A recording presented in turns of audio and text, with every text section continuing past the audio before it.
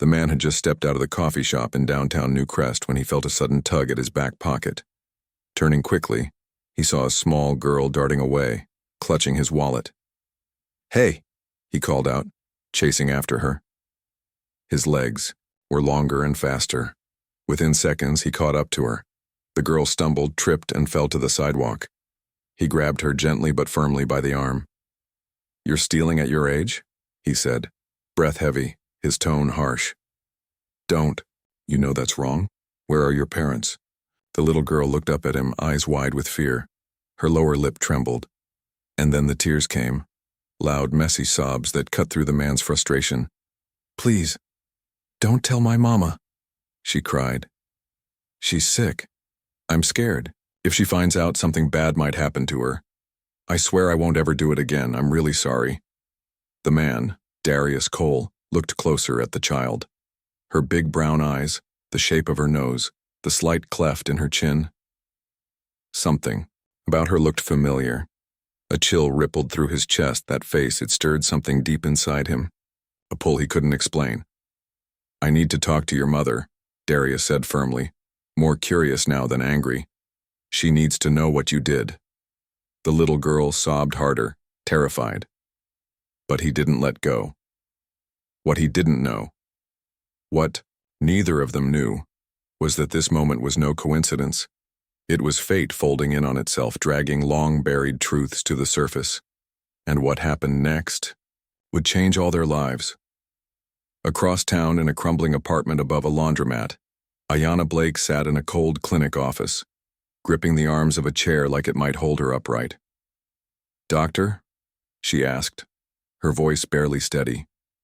"How much would treatment cost if I start today?" The doctor exhaled slowly, his face full of reluctant honesty. "I won't sugarcoat it, Miss Blake. We're talking several thousand. Cancer treatment isn't cheap." Ayanna's knees buckled the moment she stepped outside the room. She clung to the wall for balance. Cancer. How could this be her life now? Ever since she fell sick, everything spiraled. She lost her job, her savings dried up, and finding new work became nearly impossible. Who wanted to hire a single mother fighting for her life? "Mommy, I'm hungry."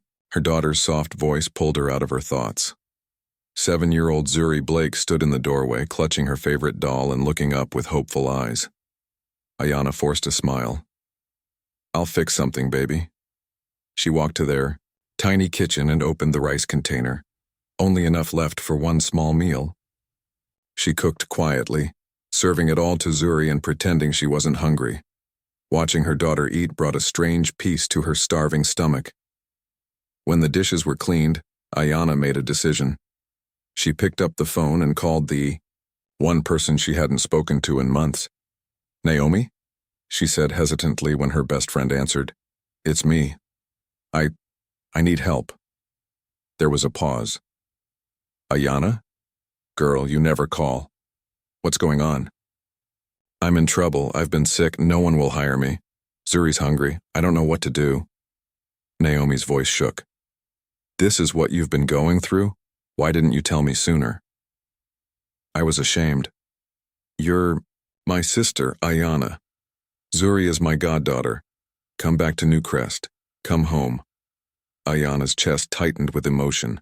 "We'll come tomorrow," she whispered. When Ayanna hung up, Zuri looked up from her coloring book. "Is Auntie Naomi coming to visit?" Ayanna pulled her daughter into a hug. "No, sweetheart. We're going to visit her." She used the last of her money to buy bus tickets. The only silver lining, her parents had left her a small house in New Crest. It had been empty for years, but it was still there. They had a place to return to, a place to start over.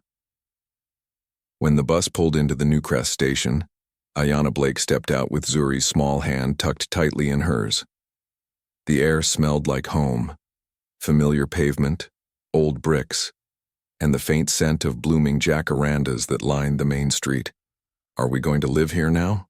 Zuri asked, her eyes wide as they walked toward the house. "Yes, sweetheart," Ayanna replied softly. "Mommy's going to work here again."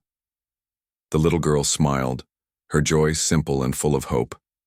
When they reached the old house, Ayanna stared.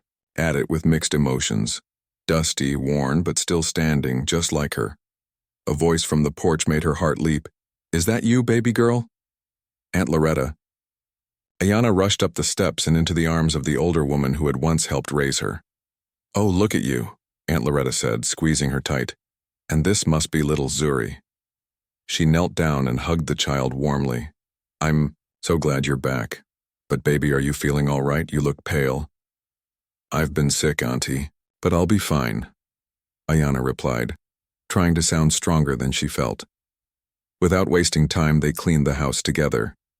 Zuri helped too, pretending her broom was a magic wand. By evening, the house didn't just look clean, it felt like home again. The doorbell rang. Ayana opened it to find Naomi Fields, smiling wide, holding a paper bag of groceries. "Girl!" Naomi exclaimed. "Naomi!" Ayana ran into her arms, tears welling in her eyes. "Come here, Zuri. Let me see. You." Naomi scooped the little girl into her arms. "My baby girl, you've grown so much." They all sat down to eat together, the warmth of the meal matching the warmth in the room. "I'm helping you get that treatment," Naomi said later as they sat alone. "No," Ayana shook her head. "I just need a job. Let me work, save. I'll figure it out. You're as stubborn as ever." Naomi sighed. "But if it ever gets too hard, you better tell me." Ayana nodded quietly. Then Naomi added, "Actually, I need someone to manage my clothing store at the mall. I've got 2 girls working there, but they need guidance. You in?" Ayana blinked. "Manager? Naomi, you've done it before. It's your job, you just left it behind." Ayana's throat tightened. The offer was generous, overwhelming even, but Naomi wasn't asking. She was lifting her up. "All right," Ayana finally whispered. "Just tell me what to do." And just like that, her second chance had begun. The next morning, Ayana Blake stepped into the store Naomi had entrusted to her. The familiar scent of fabric and wooden hangers brought back memories of her old life. Before the illness. Before the silence before she'd vanished. Her new co-workers, both kind and welcoming, helped her settle in quickly. Though her body ached by midday, Ayana pushed through. She had to. By the end of the first week, she was setting aside a small part of her paycheck for treatment. Every dollar mattered. She didn't tell Naomi, who kept urging her to get help, immediately. Ayana's pride refused to budge. Back at home, Zuri was adjusting well. She'd already made friends in the neighborhood. Laughter often echoed from the front yard as she played tag or jump rope with the other kids. It warmed Ayana's heart to see her child smiling again. But one evening, something changed. Zuri came home quieter than usual. She picked at her food and barely spoke. "What's wrong, baby?" Ayana asked gently. Zuri shook her head. "Nothing." But later, when Ayana stepped outside to hang laundry, Zuri overheard 2 of the older girls whispering near the fence. "Just stay here, Z. We're going somewhere real quick," one girl said with a secretive smile. "Where?" Zuri asked, stepping forward. "You can't come. We're going to make money. It's not for little kids." Zuri's ears perked up. Make money? Her mind raced. If she could help her mom, if she could make money, maybe Ayana wouldn't be sick anymore. "I want to come. Please," she said with pleading eyes. The girls hesitated, then shrugged. "Fine. Come on, but don't mess it up." They led her down a busy street where the real game began. "Watch people. Get close. Slip. Their wallet. Easy," one girl instructed. People barely notice. Zuri's heart pounded. "Isn't this bad?" "Nah," one of them said. "We're not stealing. We're just borrowing. They got more than us anyway." Zuri didn't fully understand, but she nodded. Her little hands trembled. Then she saw him. A well-dressed man in a navy blazer stepped out of a restaurant. He looked important, rich. She hesitated, but the other girls nudged her. Zuri took a deep breath, walked toward him, and bumped into his leg on purpose. Her fingers fumbled inside his coat pocket. She felt the leather of his wallet and grabbed it. But as she turned to run, Her foot caught on the sidewalk. She fell hard. The man turned around, saw the wallet in her hand, and froze. It was Darius Cole. Darius Cole bent down, stunned to see his wallet in the hands of a small girl. He grabbed her arm, not roughly, but firmly enough to stop her from running. His voice came down like thunder. "You're stealing at your age?" he asked, frowning. "Where are your parents?" Zuri trembled. Her lower lip quivered as panic swelled inside her chest. Her eyes welled with tears until they spilled over her cheeks. "Please don't tell my mama," she cried. "She's sick. I swear I won't ever do it again. I was just trying to help." Darius studied her face closely. The fear in her voice, the way her cheeks scrunched when she cried, even the way she pronounced mama, all of it made his stomach twist. There was something deeply familiar about this little girl. "You know stealing is wrong, don't you?" Zuri nodded quickly, still crying. "Yes, I'm sorry. I promise I won't." "I need to talk to your mother," he said, his voice softer now. "She has to know what you did." Zuri shook her head, terrified. "Please, no. If she finds out, it'll make her worse. She's already really sick." "That's not a reason," Darius replied, but the anger in his tone had faded. He was no longer thinking like a man who got robbed. He was thinking like a man who just stumbled onto something he didn't understand, but desperately needed. "Take me to her," he said quietly, "or I'll have no choice but to call the police." Zuri sniffled and nodded, helpless. Meanwhile, back at home, Ayana had just returned from her shift. She dropped her bag by the door, tired and aching. Normally, Zuri would run to her the moment she stepped in, but the house was silent. She looked toward the kitchen, nothing. She looked outside. No Zuri. That's when Aunt Loretta burst through the door, breathless. "Ayana, oh Lord, you need to come. It's Zuri." Ayana froze. "What happened to my daughter?" "Some neighborhood kids let her off. They were teaching her to steal. A man caught her." Ayana's blood turned to ice. "Where is she?" "The other kid said she was down by the bus stop on Main and 8th. Without grabbing her purse, Ayana bolted out the door, heart hammering in her chest. She rounded the corner and saw them. Zuri, trembling and crying, and a man standing next to her, talking calmly but sternly. Ayana's. Breath caught in her throat. She knew that voice. She knew that man. "Sir, please," she pleaded, rushing toward them. "She didn't mean it. She's just a child." Darius turned, their eyes met, and time stopped. Ayana's world tilted. He was the one she had run from years ago, the father of her child, and Darius. He stood frozen. The sickly pale woman before him, thin and exhausted, was someone he hadn't seen since that night long ago. Someone he never forgot. He hadn't remembered her name. But her face? He'd never let go of it. Ayana Blake clutched her daughter protectively, trying to keep her voice steady. "Yes, I'm her mother. I'm so sorry. She's never done anything like this before. I'll discipline her properly, I promise." Darius Cole remained silent for a moment. His eyes shifted from Ayana's pale face to Zuri's frightened expression. The resemblance between them was undeniable. He had questions, so many, but he kept his voice calm. "I won't press charges. I don't believe in punishing a child for one mistake." Ayana exhaled sharply. Relief washed over her like a wave. More than anything, she was grateful he hadn't recognized her. Or had he? When they returned home, Zuri couldn't stop crying. Ayana knelt beside her on the couch. "Why, baby?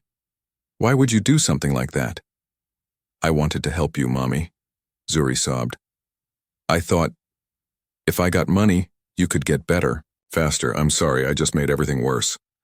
Ayana's heart shattered. She held her daughter tightly. "No, baby. You didn't make anything worse. You just reminded me how much I need to be strong for you." She picked up the phone and called Naomi. When her best friend arrived, Ayana finally broke down. "I changed my mind," she said through tears. "Please help me start treatment. I'll pay you back, bit by bit. Just Help me get better." Naomi didn't ask what had triggered the decision, but she noticed Ayana's shaking hands. "What happened?" she asked gently. Ayana hesitated, then looked up, her voice barely a whisper. "I saw him." Naomi's eyes widened. "Who?" "Zuri's father. The man I had the one-night stand with all those years ago. The man I've been avoiding ever since." Naomi sat still, processing the words. "Did he recognize you?" "No, I don't think so. But he saw me and Zuri together. What if he puts the pieces together?" Naomi took a deep breath. "Then we'll face it together. But first you need to get healthy. That comes first." Ayana nodded, but even as she agreed, a storm of fear brewed deep in her chest. What if he remembered? What if he tried to take Zuri away? She couldn't let that happen. She wouldn't survive it. That night, Darius Cole lay in bed, eyes wide open, staring at the ceiling. He couldn't get the little girl out of his mind, her face, those eyes so much like his own. Her name, Zuri. A beautiful name. She said her mother was sick, that she was trying to help, and her mother, that woman.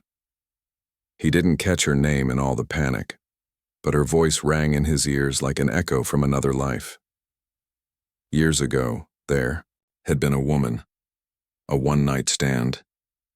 He couldn't remember everything about her, but he remembered how it made him feel the next day, how she disappeared before he woke up. He'd gone back to that bar trying to find her, but it had changed hands. No one knew her, no one remembered, and now here he was, meeting a child that looked just like him. He needed to know the truth. The next afternoon, Darius found himself parked outside a neighborhood playground in New Crest. He wasn't even sure what he was doing, until he saw Zuri, laughing, playing tag with other kids, her tiny braids flying behind her. He stayed in the car, hidden behind tinted windows, just watching. She had his laugh, his stubborn streak. Every time another child teased her, she'd clap back with clever words that made him smirk in the driver's seat. The connection he felt scared him. He didn't want to jump to conclusions, but something in his gut said he wasn't imagining. He rolled down the window and sighed. "I have to know for sure." Meanwhile, at home, Ayana and Naomi sat across from each other on the couch. A medical file lay open between them. Ayana had gone to the hospital that morning. She'd done the tests, and now she had a treatment plan.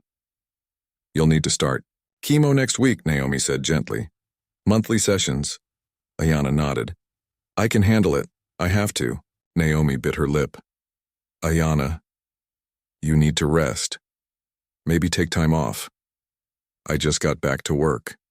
"You don't have to prove anything to anyone," Naomi said softly. "We all want to see you get through this. Stronger." Ayana wiped her eyes. "Thanks. For everything." Later that evening, she walked home from work a little earlier than usual. As she turned onto her street, she saw something that made her freeze. Darius, standing across the street, watching Zuri. The same longing and confusion filled his face. Ayana's breath caught. "What are you doing here?" she asked, forcing her voice to remain calm. He turned, surprised to be caught. "Nothing. I just happened to pass by. I saw your daughter playing and I don't know. She's full of life." "People might get the wrong idea," Ayana said, half joking to keep the conversation light. "Lots of gossips in this neighborhood." Darius laughed nervously. "It's not what you think, I swear." Ayana let out a soft laugh too. But inside, her heart was pounding. She knew he was getting closer to the truth. That evening, back at home, Ayana Blake tucked Zuri into bed, brushing her daughter's curls softly. Zuri looked up with wide eyes. "Mama, I have a question." Ayana smiled, brushing a curl away from her forehead. "What is it, baby?" "I heard you and Aunt Naomi talking," Zuri whispered. "I have a daddy, don't I?" Ayana froze. Zuri's voice trembled. "Why doesn't he want to meet me?" Ayana's throat tightened. She wanted to protect her daughter, to tell her everything would be okay. But she wasn't ready. Not yet. "He doesn't know about you, sweetheart," she said quietly. "But I promise. When the time is right, I'll tell him. Do you think he'll love me like you do?" Ayanna pulled her daughter close and held her tightly. "Of course he will. There's nothing not to love." Zuri nodded slowly. "Then let's tell him soon, Mama. Maybe he'll help take care of you too." Ayanna couldn't reply. Her daughter's innocence broke her heart in ways she couldn't explain. That night, Darius Cole sat in his apartment, unable to rest. The child's face haunted him. Her eyes, her laugh, her mannerisms. Everything inside him told him the same thing, but he needed proof. And so, the next day, when Naomi brought Zuri to visit Ayanna at the hospital, Darius made his move. He showed up at Crescent General, flowers in one hand and a quiet storm in his heart. As Naomi stepped out to buy juice from the vending machine, Darius took a quiet step closer to Zuri and gently plucked a fallen strand of her hair from the back of her chair. He would have it tested. He had to know the truth. The next week, Ayanna returned home from the hospital weaker than before, but stable. Naomi helped her get settled, then left to run errands. That afternoon, Ayanna opened the door, and there he was, Darius, holding takeout, wearing that same quiet, hesitant smile. "I thought I'd stop by. Brought dinner," he said. "Figured you could use a night off." Zuri ran to the door. "Mr. Darius!" He bent down and smiled at her. "Hey, superstar." Ayanna hesitated for only a moment before stepping aside. "Come in." They ate together, talked, laughed more than expected. And as the evening wore on, Ayanna could see it happening. The way Zuri looked at Darius, and the way he looked back. She couldn't deny it any longer. There was love blooming in the spaces between their silence, and it terrified her. Because soon, the truth would no longer wait. A few days later, Darius Cole sat in his office, palms sweating as his assistant handed him a sealed envelope. Inside was the truth. He hesitated for a moment, staring at the label. DNA relationship test. Slowly, carefully, he tore it open. His eyes scanned the paper. Probability of paternity 99.99999%. He couldn't breathe. His heart thundered in his chest, emotions flooding through him. Shock, joy, guilt, and something deeper. A sense of fate, of finally understanding why he couldn't stop thinking about that little girl. Zuri was his daughter, and Ayanna, had raised her all these years without him. He sat back in his chair, tears brimming in his eyes. He had a child, not just a possibility. A daughter. His daughter. That evening, Ayanna returned to her hospital room after a brief walk down the hallway. She froze when she saw him sitting beside her bed, his eyes red and puffy. "Darius?" she asked softly, alarmed. "Did something happen?" He didn't speak right away, just shook his head and laid his head gently beside her hand on the bed. Ayanna stared at him. He knew. She felt it in her bones. But she didn't ask. Not yet. Instead, she slowly stroked his hair, comforting him in silence. Outside the hospital, Naomi waited with Zuri, who was eating a bag of chips, swinging her feet off the bench. Inside, Ayanna and Darius sat in the hush of the hospital room, the truth humming between them, unspoken yet undeniable. Darius lifted his head eventually and smiled faintly. "Your color's coming back," he said. Ayanna returned a smile. "I'm starting to feel better." "You'll be discharged in a day or two." "Doctor said so." She nodded, but her eyes studied his face. "You sure you're okay?" He hesitated, then said with a faint smile, "Yeah, just had a long day." Ayanna didn't press. She knew better. But inside, her heart whispered, "He knows." The next morning, Ayanna Blake was discharged from Crescent General. The sun felt warm on her face as she stepped outside, but a strange heaviness tugged at her chest. Darius Cole was already there, leaning against his car with a bouquet of white daisies in one hand and a sheepish grin on his face. For you? He said. She smiled faintly. Thanks.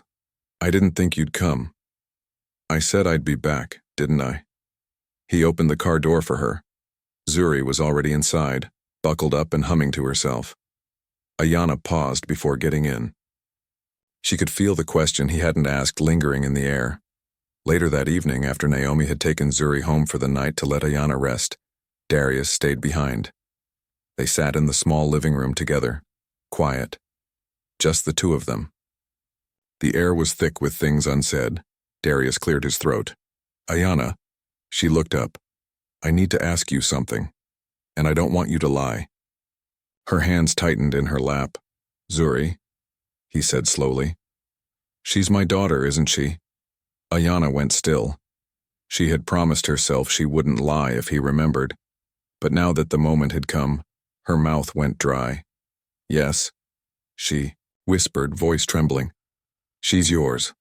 Silence fell. Darius didn't shout, didn't move. He just leaned back in the chair, eyes closing, chest rising and falling as he processed everything. I knew it, he said finally. I felt it the first time I saw her, but I wanted to be sure. I wanted to tell you, Ayana said quietly, but I was scared. You once said you weren't ready for kids. I didn't think you'd want her. I didn't want her to feel unwanted. He looked at her, eyes soft. I was stupid back then. I didn't know what I wanted. But Ayana, she's incredible. You raised her into this strong, beautiful girl. I can't thank you enough. Tears welled in Ayana's eyes. I'm not here to take her away from you, he added quickly. I would never do that.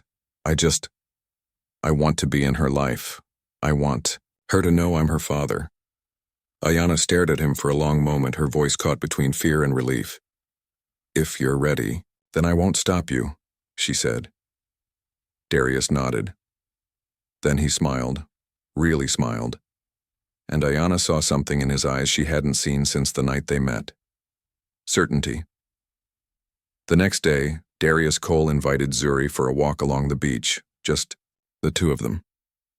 The sun was beginning to dip low, brushing golden light across the waves. Zuri skipped through the warm sand, shoes in hand, collecting shells and giggling. Darius walked beside her, hands in his pockets, heart pounding in his chest. He'd rehearsed the words a dozen times. But now, face to face with the moment, everything felt fragile. Zuri, he said gently. She looked up at him, smiling. Can I ask you something? Sure, she said, holding out a tiny shell. Look at this one. It's shaped like a heart. He took the shell and smiled. You ever think about your dad? Zuri's face changed. Her eyes dropped. Sometimes, she admitted. Mom says he doesn't know about me. But when she meets him again, she'll tell him. Darius's chest ached. What if your dad showed up one day? He asked. What would you say to him? I'd be really happy, she whispered. I'd say I missed you even if I didn't know you. Darius stopped walking. He bent down to her level and gently took her small hands in his. Then you should be happy now, Zuri, because I'm here. I'm your dad. Her eyes widened. You are? He nodded, barely able to hold back his emotion. I'm sorry it took me so long. Your mom kept her promise. She told me I just needed to be sure. For a moment, Zuri was silent. Then she threw her arms around him, burying her face into his chest. I have a daddy now, she said, tears rolling down her cheeks. Darius held her tight, the crashing waves behind them muffled by the sound of his heart finally coming home. As they walked back to the resort hand in hand, Ayana stood waiting for them on the patio. There you are, she said with a smile. We've been looking all over. Zuri ran up to her. Mom, I have a daddy now. Ayana's heart twisted. She looked at Darius, and he nodded with a quiet smile. She knows, he said softly. Ayana knelt and hugged her daughter, kissing her forehead. Come on, sweetheart. Let's get you changed. As they walked inside, Darius lingered behind, watching the two of them. This time, he didn't feel like a visitor. He felt like family. The next morning, Ayana and Zuri came down early for breakfast at the resort's open-air dining area. Ayana's face lit up as she saw the waves in the distance, but her smile faded the moment she spotted Monica Rowe. Monica sat across from Darius, laughing and lightly touching his arm. It was casual, maybe harmless, but to Ayana, it stirred a pit in her stomach. Zuri shouted his name. "Daddy!" Darius looked up instantly, smile blooming. He stood, walked away from Monica without hesitation, and met them halfway. "You're awake already," he said, gently ruffling Zuri's hair. "I was waiting for you two." Ayana forced a smile. "Didn't eat yet?" "Nah, was hoping we'd eat together." "Monica seemed to be keeping you company," Ayana said softly, unable to mask the edge in her voice. Darius blinked, surprised by the tone. "I didn't want to eat with anyone but you two." Ayana looked away, cheeks flushing. "Let's just eat." After breakfast, Darius gently pulled Ayana aside near the palm trees by the boardwalk. "I want to tell Zuri everything," he said, "about how she came to be, about us." Ayana looked down.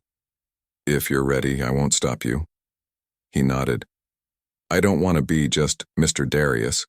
I want her to know the full truth, that I've always wanted to find you, that I care." Ayana studied his face. Sincerity radiated from every word. Later that afternoon, while Naomi stayed behind at the resort with Ayana, Darius and Zuri took a walk along the beach again. She ran ahead, collecting seashells once more. Darius watched her with awe. Then gently, he began telling her the story, not just that he was her father, but how he met her mom. How sometimes life pulls people apart before they know they belong together. Zuri listened quietly, then hugged him again. "So, you and Mommy used to love each other?" "I still do," Darius whispered, heart beating fast. That night back at the resort, Ayana sat by the shoreline, watching the moon reflect on the water. She didn't hear Darius approach, until he sat beside her. "You look deep in thought," he said, his voice calm. Ayana turned to him. "Remember what I was trying to tell you the day I fainted?" He nodded. "I remember." She inhaled deeply. "That night we met. It wasn't planned. I was tired, overworked, and Naomi dragged me out to celebrate. We drank. We danced. You were there. We talked. And somehow, we ended up together." She looked away. "I never meant to disappear. But when I found out I was pregnant, I remembered how scared you sounded that night. You said you didn't want kids. I panicked. I ran." Darius stayed silent, listening closely. "I kept looking over my shoulder for years. I thought maybe one day you'd show up angry, wanting to take her from me." She finally met his eyes. "But you didn't." Darius leaned in gently, his voice. "Lois, you don't have to be afraid anymore. Fate brought us back for a reason. I'm here, I'm staying for both of you." Ayana's eyes filled with tears, and for the first time in years she believed him. The next day was filled with sunshine and laughter. Zuri couldn't stop smiling, splashing in the pool while Darius Cole chased after her like a playful big brother, instead of the father he now fully claimed. Ayana Blake sat nearby watching them both. Her heart swelled at the sight. The man she once thought she'd never see again, now holding her daughter with so much tenderness. Later that afternoon, Naomi Fields joined them near the resort's pop-up market. "Why are you grinning so hard?" she whispered to Ayana. "I'm not grinning. You're beaming," Naomi smirked. "You like him again?" Ayana rolled her eyes. "We have a child together. Of course No," Naomi interrupted. "I mean you like him. Like butterflies in your stomach, can't stop thinking about him like..." Ayana stayed quiet, but her silence said enough. That evening, Darius invited Ayana to one of the resort's local celebration nights. Colorful string lights lined the walkway as vendors sold snacks, bracelets, and handmade trinkets. They passed by a stall selling couple bracelets. The vendor waved at them. "These would look great on the two of you." Ayana laughed softly. "Think my boyfriend would like it?" she asked, glancing at Darius playfully. He stared at her, stunned for a moment, then smiled wide. Only if you're giving it to me. She slipped one bracelet onto his wrist. He took the matching one and tied it gently around hers. They match, she said, her voice softer now. They really do, he replied, looking into her eyes. Later, walking along the moonlit shoreline, they let go of their tension. Ayana suddenly splashed water at him and ran. He grinned, chased her, and they played like kids, laughing, soaked, breathless. Finally, she collapsed into the sand, heart racing. Darius sat beside her, still grinning. "Thank you," Ayana said quietly. "For what?" "For everything. For being here. For being kind. I used to be scared you'd come back and ruin everything. But now I feel like we've finally become whole." Darius didn't speak. He reached out, gently lifting her chin, and then he kissed her. Not rushed, not unsure. Just real. Ayana didn't resist. She kissed him back. The warmth of it spread through them like fire meeting water. Something soft, but burning, inevitable. Back in New Crest, life began to shift. Ayana, Darius, and Zuri returned from the resort with sand still clinging to their luggage and laughter echoing in their voices. But something had changed, something deep and real. They weren't three separate hearts anymore. They were a family. A week after the trip, Zuri crawled into her mother's lap during a quiet evening and asked, "Mom, why doesn't Daddy live with us?" Ayana smiled gently. "Why do you ask that, baby?" "Because my friends live with their moms and their dads, but Daddy just visits." Ayana looked across the room where Darius was folding laundry with a soft hum. "Would you like him to live with us?" Zuri nodded hard. Every day. That same night, Ayana packed their things. When Darius arrived and saw the boxes, his eyes widened. "Wait, what's all this?" "You said you wanted us to live together," Ayana said, smiling. "We're saying yes." Darius was speechless for a second. Then he stepped forward, pulled Ayana into his arms and whispered, "You have no idea how happy this makes me." From that day on, they lived together as a family. Zuri adjusted easily, dancing through the halls of Darius's house like she'd always belonged. The staff adored her. The once quiet home was now full of laughter, toys, and the smell of Ayana's cooking. Darius asked Ayana to quit her job. "Let me carry the weight for now," he said. "You've carried it long enough. Just rest. Focus on healing." Ayana, finally feeling safe, agreed. She spent her days recovering, growing stronger, while Zuri thrived at school and Darius made time for both of them, never missing a dinner, a school event, or a bedtime story. One evening while out shopping with Naomi, Ayana felt something different, a flutter, a shift, I think. She began slowly, hand resting over her stomach. Naomi looked up. "Don't play with me. I think I'm pregnant." Naomi shrieked right there in the cereal aisle. By the time they got home, Ayana had taken 3 tests, all positive. Darius stood frozen when she told him. Then slowly, tears gathered in his eyes. "You're serious?" he asked.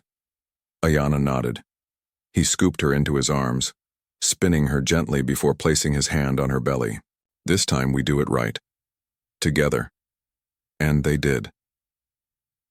The wedding was small but breathtaking. A beach ceremony just like the one Zuri had always dreamed of. Ayana Blake wore a soft ivory dress, her skin glowing in the golden sunset. Darius Cole stood waiting barefoot in a linen suit, nervous and smiling like a man about to marry not just a woman, but his life. Naomi Fields cried the entire ceremony, clutching Zuri's hand as she walked down the aisle, tossing pink petals in front of her mama. When the vows were exchanged, Ayana's voice cracked as she said, "I ran from you once because I was afraid, but I'm not afraid anymore. Not of love, not of family, not of forever." Darius kissed her like he'd waited a lifetime for that moment. Weeks passed, like soft pages turning in a favorite book. Ayana's belly grew. Zuri sang lullabies to it every night. Darius became more than just a father. He became a guardian of their peace. A man who made breakfast with his daughter on Sundays and read every article about pregnancy he could find. Then, one rainy afternoon, Ayanna screamed from the kitchen, "Darius, it's time!"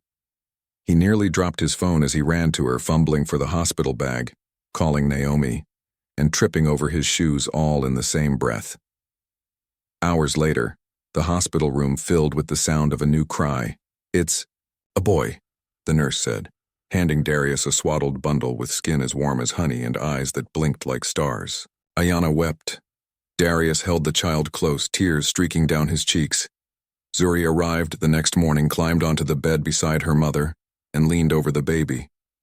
"Hi," she whispered. "I'm your big sister. You're safe now. We love you." In the months that followed, their house overflowed with joy. Zuri helped change diapers.